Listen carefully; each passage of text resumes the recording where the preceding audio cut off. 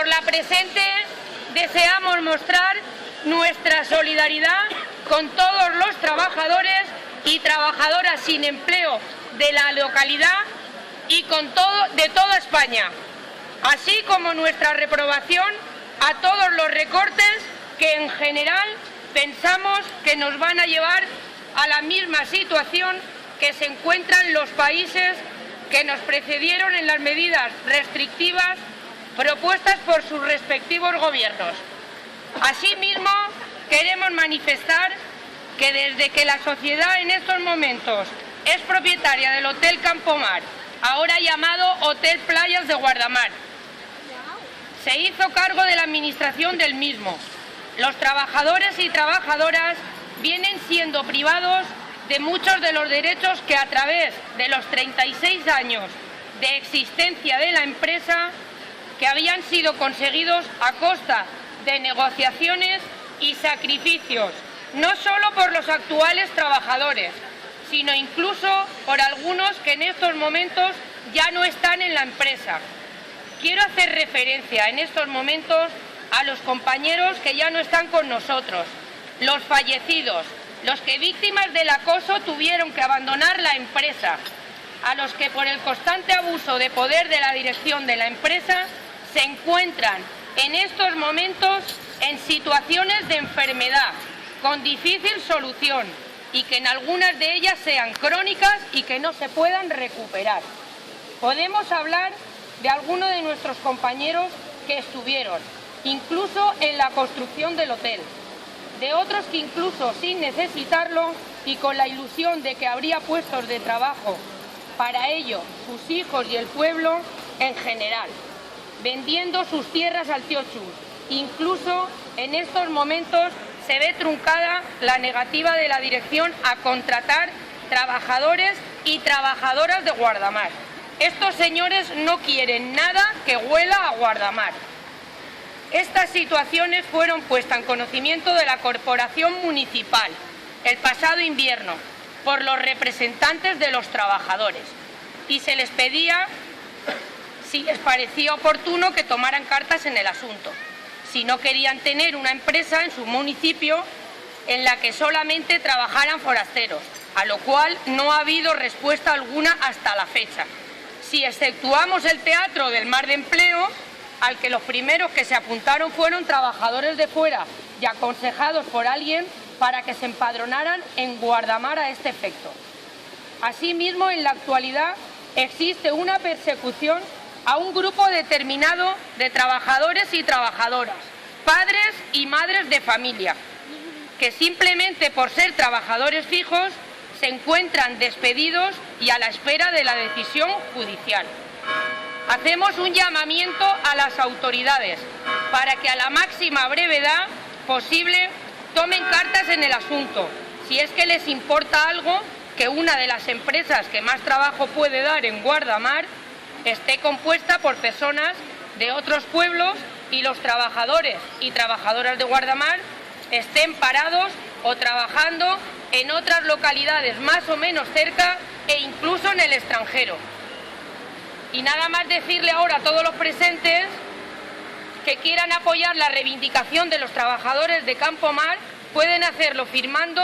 en el escrito que está ahí a la derecha en aquellos bancos. Muchas gracias.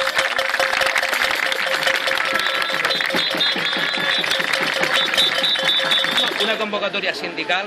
partidos políticos de izquierdas, sindicatos de clase, movimientos de iglesia y una amplia representación del tejido asociativo de Guardamar, nos sumamos hoy en nuestro pueblo a la huelga general que trasciende las fronteras de España y se extiende por varios países de Europa, que, bajo el paraguas de la Confederación Europea de Sindicatos, han sido llamados este día a una jornada de acción y solidaridad. Esta llamada a la movilización, tan ampliamente secundada en varios países europeos, no responde a la caprichosa decisión de unas organizaciones sindicales, sino que es una respuesta de ellas ante el clamor e indignación popular que recorre todo el continente, harto de ver cómo los causantes de la grave crisis que padecemos no solo salen indemnes del desbarajuste que han producido, sino que ven incrementadas sus ganancias, al tiempo que con el dinero de los impuestos de todos y todas se tapan los agujeros producidos por su afán especulador. Por el contrario, la ciudadanía está harta de ver cómo las tasas de pobreza y exclusión de nuestros países están aumentando a un ritmo vertiginoso,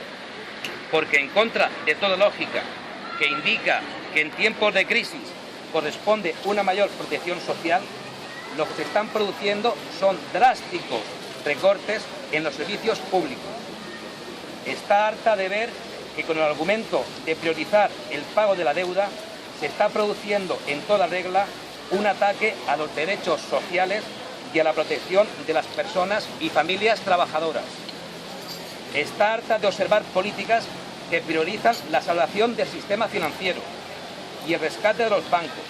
auténticos responsables de la crisis, en lugar de rescatar a las personas.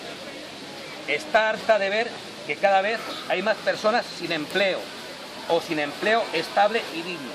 con un futuro incierto, especialmente para los jóvenes. Está harta de que las decisiones que se vienen tomando afecten a toda la sociedad,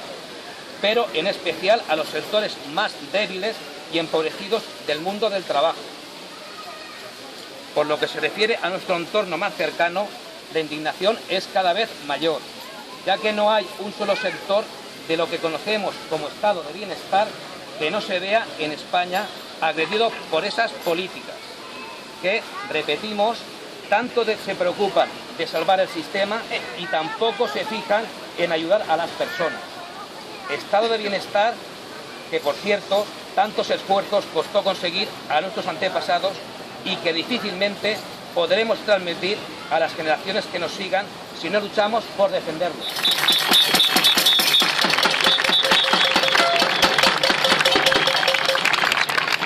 En España padecemos una reforma laboral brutal,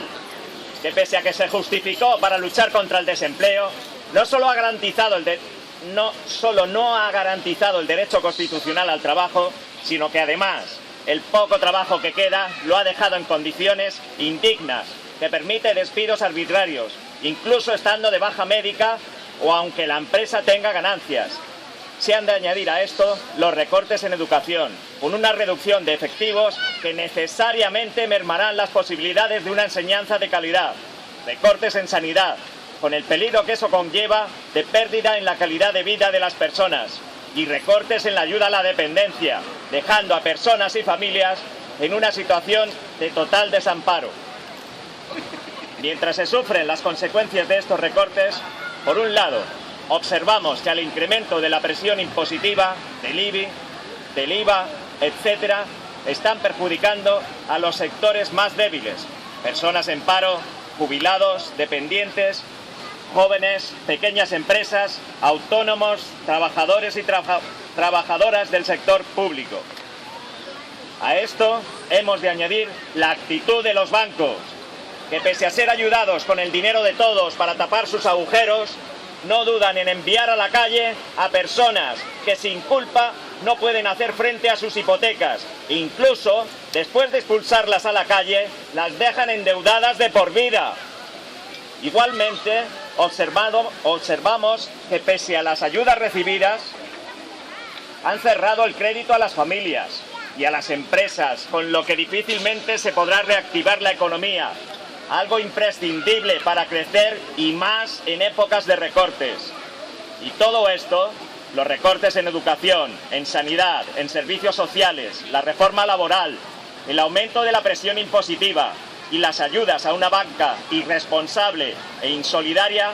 vemos que se está haciendo con total sumisión a los dictados del conocido como mercado, que es una manera de camuflar a los verdaderos culpables que tienen nombre y apellidos, y que se viene realizando por un gobierno, el del señor Rajoy y el Partido Popular, que está sistemáticamente incumpliendo su programa electoral y, en consecuencia, perdiendo legitimidad democrática por mucha mayoría parlamentaria que pueda tener. Como vemos, hay razones más que suficientes para ir a la huelga. Hay motivos para exigir un cambio radical en la política europea que dé prioridad a la reactivación económica, para exigir también la reversibilidad de la reforma laboral, la mejora de las prestaciones a las personas paradas, el cese de los procesos privatizadores, la lucha decidida contra el fraude fiscal que haga aflorar la economía sumergida, para exigir a los bancos que paguen la factura de su rescate, pues no podemos tolerar que el rescate a los bancos lo paguen los mismos a los que estos están dejando sin casa, para exigir una reforma fiscal que incremente los impuestos a las rentas más altas. Hay motivos suficientes para exigir que, si algo se ha de rescatar, lo primero deben ser las personas y sus necesidades básicas, a cuyo servicio deben estar la economía y la política. Hay motivos para exigir que el Gobierno, ante el incumplimiento flagrante del programa electoral con el que concurrió a las elecciones, se atreva a someter a referéndum su auténtico programa, el de los recortes a los débiles y el de las concesiones a los causantes de la crisis. Hay motivos para exigir un cambio de rumbo, y ese cambio lo vamos a conseguir si somos capaces de seguir en pie de lucha, porque no es verdad que las huelgas y las movilizaciones no sirven para nada. Ni los jueces harían críticas a la forma en que se están produciendo los desahucios y a la ley que los propicia, ni los policías objetarían en conciencia a ser cómplices en las ejecuciones materiales de esos desahucios, ni la Unión Europea habría apuntado objeciones a la ley española en esa materia, si antes no hubiera habido una larga, persistente y tenaz lucha a través de plataformas y grupos a favor del stop a los desahucios y a la dación en pago. Hay motivos para la huelga y hay motivos para la esperanza, porque no es verdad que no hayan otras soluciones distintas a las que se están adoptando. Hay otras formas de hacer política, hay otras soluciones económicas y sobre todo hay otra forma de organizar a la sociedad, donde la prioridad sean las personas y el papel de los gobernantes ha de ser la de garantizar la satisfacción de las necesidades básicas de todas las personas, pero en especial de las más débiles. Hay razones para la huelga.